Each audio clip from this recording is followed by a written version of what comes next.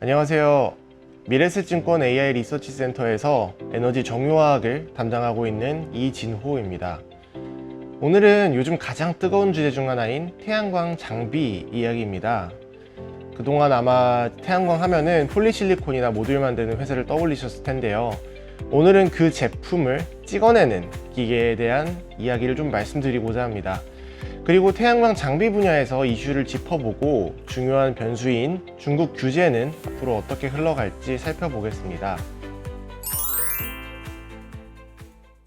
네, 왜 하필 지금이냐 결론부터 말씀드리면 일론 머스크 때문입니다.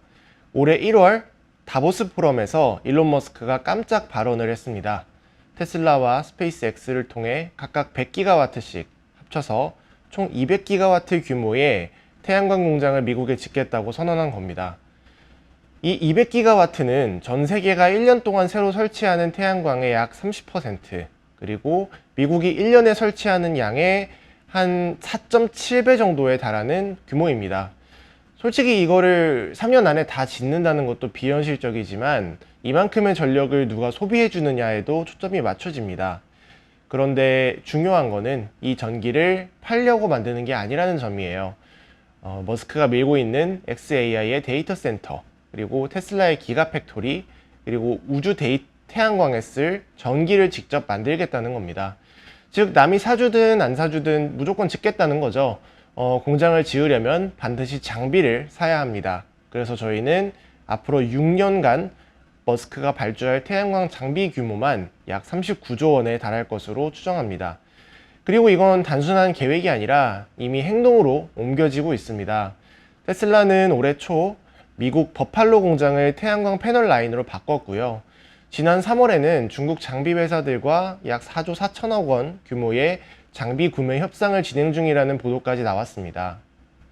발주 사이클이 이미 시작된 겁니다. 그럼 수많은 장비 중에 뭘 봐야 할까요? 저는 셀 장비를 콕 집어서 말씀드립니다. 태양광 만드는 전체 과정에서 셀을 만드는 장비가 가장 비싸고 기술 난이도가 높아서 아무나 못 만들거든요. 그 중에서도 HJT, 헤테로정션이라는 차세대 기술 장비에 주목합니다. 이름은 어렵지만 쉽게 말해서 지금 주류인 기술보다 효율이 조금 더 좋고요. 특허 분쟁에서도 자유롭고 무엇보다 미래 기술인 페로브스카이트 텐덤으로 넘어가기에 가장 궁합이 좋은 기술입니다. 머스크 팀이 접촉한 정황도 모두 이 헤테로정션을 가리키고 있고요.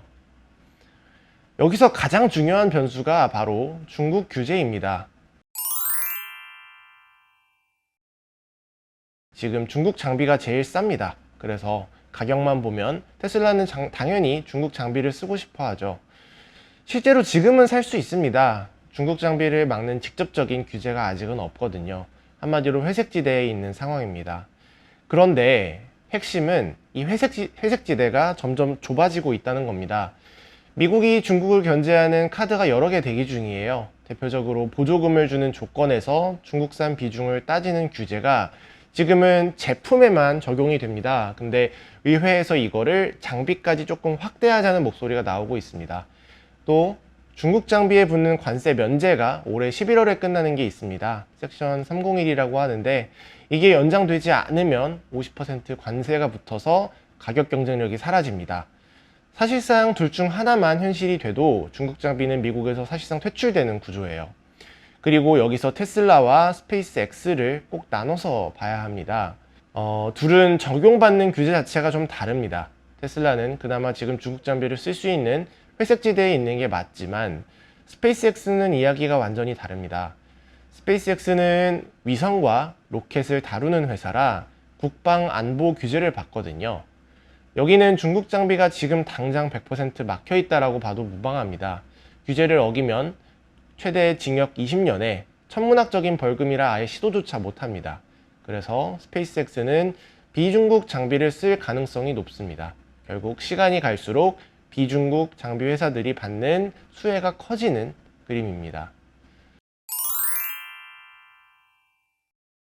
비중국 진영에서 이 헤테로정션 플라인 장비를 통째로 공급할 수 있는 회사가 사실상 딱 하나예요. 바로 주성 엔지니어링입니다. 원래 반도체 장비로 유명한 회사인데 이 기술력을 태양광에 그대로 가져왔습니다. 중국을 피해야 하는 스페이스X나 정치 리스크가 걱정되는 테슬라 일부 물량이 갈 곳이 결국 주성밖에 없다는 거죠. 게다가 지금 반도체 메모리 업황까지 좋아서 본업과 신사업이 동시에 살아나는 흔치 않은 구간에 있습니다. 수주잔고도 작년 말 1,000억 원에서 올해 4,000억 원, 내년 5,000억 원으로 늘어날 전망입니다. 두 번째 종목은 선익 시스템입니다. 이 회사는 올레드 디스플레이 만드는 증착 장비가 주력인데요. 이 기술이 미래 기술인 페로브스카이트 태양전지를 만드는 데 그대로 쓰입니다. 특히 빛을 흡수하는 핵심층을 만드는 장비에서 강점이 있고요. 올해 3월 북미법인을 새로 세웠고 글로벌 태양광 기업들과도 장비 성능 검증도 진행 중입니다. 빠르면 2027년 양산 장비 공급이 가능할 것으로 봅니다. 참고로 중국 쪽 대장은 맥스웰이라는 기업입니다. 헤테로정션 장비 점유율이 70%가 넘는 절대 강자이고 테슬라와 협상 중인 바로 그 회사예요.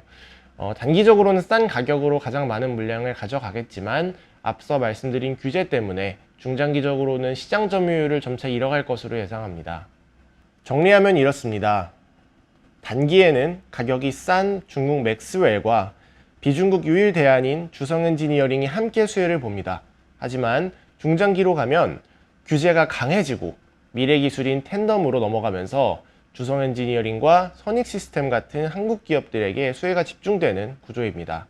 한마디로 지금은 양쪽 다 멀리 보면 비중국이라고 기억해 주시면 되겠습니다.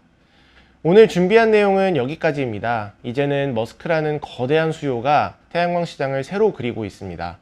앞으로도 빠르고 정확하게 산업 내용을 업데이트해 드리도록 하겠습니다. 시청해 주셔서 감사합니다.